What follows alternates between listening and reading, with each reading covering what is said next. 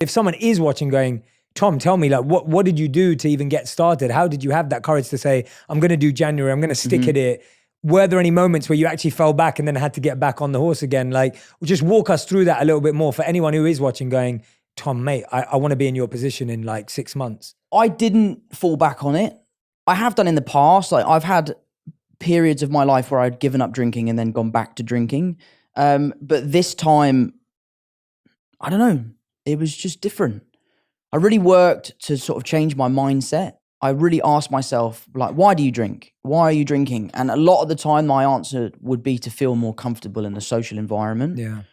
And I just put myself in those environments and just would force myself to be there. I'd force myself to hang out and go to a club or go to a bar, go to a dinner. Yeah, and so you weren't avoiding those places. I was at the beginning because I didn't feel like I could go and not have a drink because of the stress of it. But then after a while, I sort of was like, mate, you've got to pull your socks up here and you can't just live in your house all the time. You've got to go out and enjoy yourself. And if you're only enjoying yourself because you're drinking, then you really do have a problem. But I just changed my mindset. I found really good replacements, things that I could sort of attribute to having a beer. I often found with me, most of it is just the ritual of cracking something open and sharing it with friends and drinking it. Whether it's sparkling water or a beer, I don't associate, like, I don't see a difference. Yeah.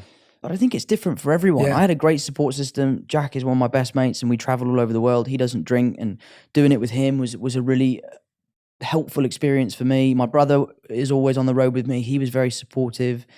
And yeah, I just really set my mind to it. I was like, I really want to do this. I want to prove to myself I can do it. Yeah. And then once I'd felt the health benefits and started really feeling like my full self, I was like, oh my God, this is the best. But do you not drink? I haven't drank for 17 years. No way. Yeah, congratulations. That's amazing. Yeah, I feel amazing. Yeah, it's incredible. Wow. It's like one of the best feelings in the world. And it's my biggest like worry when I was about to quit was like, how am I going to hang out with my mates? That was my biggest worry. I was like, my mates knew me as the guy who was like first to the game, last to get out. Like, that was me, bro. You know, the clown when I got drunk, like life of the party, kind of like that kind of guy. And then all of a sudden I decided I wasn't going to drink anymore.